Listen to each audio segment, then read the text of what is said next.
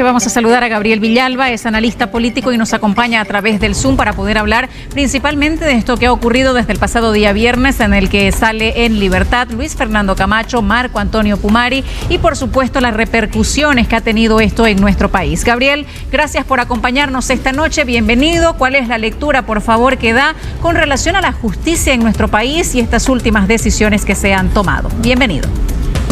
Bueno, muchísimas gracias por la invitación, Nardia. Un gusto compartir con usted, compartir con Enrique a través de tan prestigioso medio. Sin lugar a dudas, existe una colusión de derechos, ¿no? Los derechos de las víctimas de Sacaba y Sencata, que parecieran postergados, con relación a los derechos de los privados de libertad, que en etapa investigativa han pasado, pues, un tiempo excedido en el ámbito investigativo que les ha perjudicado en el ámbito de su derecho a la libertad y a la libre locomoción. Hablamos de Pumari y hablamos de Luis Fernando Camacho. Entonces, cuando se habla de derechos en colusión, tenemos que entender indudablemente los derechos de Luis Fernando Camacho y Marco Antonio Pumari contrapuestos a los derechos de las víctimas de Sacaba y Sencata, que pareciera que solamente cuentan derechos de unos y pareciera que nos hemos olvidado derechos de otros, ¿no? Derechos de los familiares que perdieron a sus seres queridos en Sacaba, en Sencata, derechos de todas las víctimas de actos delincuenciales provocados en 2019 a instancias de la quema de tribunales electorales departamentales, por ejemplo, a instancias de provocar o promover la subversión constitucional, la ruptura del orden constitucional del 2019, autoproclamar una señora que no tenía mayoría parlamentaria en la Cámara de Senadores, un montón de situaciones que tienen que ser consideradas no solamente desde la vía estrictamente judicial, sino desde lo simbólico, lo político, lo cultural, y lamentablemente tenemos a un presidente del Tribunal Supremo de Justicia que pareciera, al estilo del juez Moro de Brasil, un lacayo del poder político de turno, y eso está muy mal. Ahora, el presidente del Tribunal Supremo de Justicia ha manifestado de que son un órgano independiente, de que eso se había perdido hace un tiempo atrás, porque los políticos o partidos políticos hacían de la justicia en nuestro país lo que querían, y que por fin ha llegado, dice él, la independencia de que es uno de los órganos más importantes que tiene nuestro país. ¿No entiende usted este mismo mensaje que ha dado el presidente del Tribunal Supremo de Justicia? ¿No lo comparte? Resulta que ahora, el último año de gobierno, el señor presidente del Tribunal Supremo de Justicia se le ocurre salir a los medios a decir que es independiente, que es imparcial, cuando en otros escenarios perseguía, por ejemplo, a la jueza Moreno, ¿no? Sacaba pronunciamientos en contra de una jueza, de una dependiente judicial, operadora de justicia, que según él estaba favoreciendo a un exmandatario, hablando de Evo Morales Ayma específicamente, ¿no? Entonces pareciera que no se mide con la misma vara a unos y a otros, ¿no?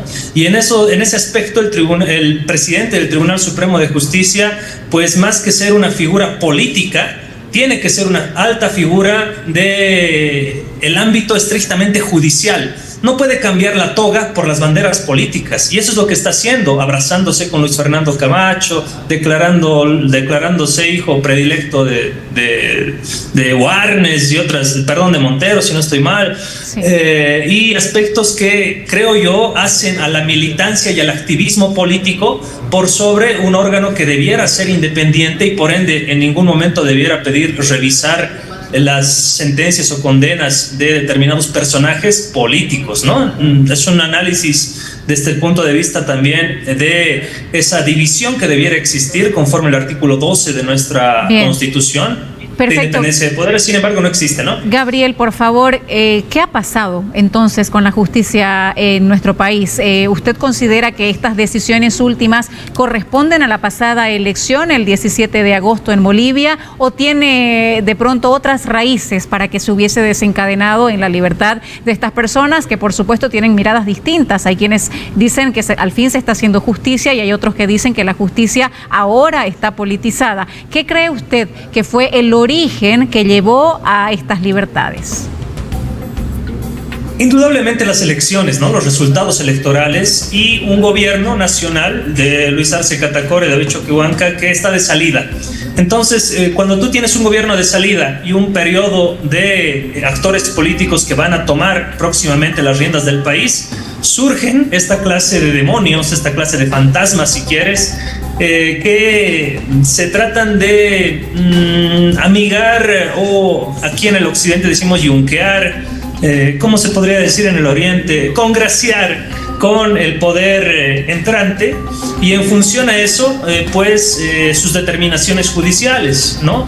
No es ninguna casualidad que pasadas las elecciones y teniendo los resultados electorales que tenemos, salga recién el presidente del Tribunal Supremo de Justicia como una forma de congraciarse nuevamente con el poder entrante y también provocar una polarización en el país, porque nos guste o no nos guste, este acto de liberación de Luis Fernando Camacho y Marco Pumari marca un nuevo escenario de polarización en el país, previo a las elecciones, a la segunda vuelta electoral, lo cual es bastante artificialmente armado, pero muy bien articulado, de manera estratégica, me animaría a decir, ¿no? No es ninguna casualidad. En política no existen las casualidades. No existen casualidades en política, dice Gabriel. Ahora estamos a poco de que tengamos un balotaje en el país. ¿Quiénes se ven favorecidos y quiénes poco favorecidos con la libertad de Marco Pumari y Luis Fernando Camacho, de por supuesto quienes ahora están todavía en la lucha por llegar a la silla presidencial? Indudablemente tenemos un actor político preponderante, ¿no? El señor Jorge Tuto Quiroga, que el año 2019 también festejó cuando el Tribunal Constitucional Plurinacional emitió un comunicado que trató de blindar, justificar la autoproclamación de la señora Yanine Áñez en noviembre del 2019. Y hoy por hoy, con estas liberaciones de Luis Fernando Camacho y Marco Pumari, es el primero en tratar de capitalizar políticamente estas liberaciones, y ya se reunió con Pumari, anuncia reuniones con Camacho. Sin lugar a dudas es un personaje que está aprovechando el momento, o mejor dicho, quizás estructuró todo el momento como en su determinado escenario, pues el 2019 también estructuró, y él mismo lo dice, ¿no? La movida, si quieres, política para deponer al gobierno de Evo Morales, pues hoy por hoy me animaría a decir que es el principal artífice para estas liberaciones, y que estas liberaciones le brinden un capital político importante. Perfecto. Gabriel, estaremos al pendiente de lo que vaya pasando en nuestro país con esta situación política, económica, conflictos y todo lo que conlleva la justicia también, para en un próximo contacto poder seguir analizando esta situación. Gracias, Gabriel Villalba. Ha sido un gusto compartir entrevista. Un gusto compartir con usted, Nardi. Saludos a Enrique, a toda la gente que escucha y ve tan prestigioso programa.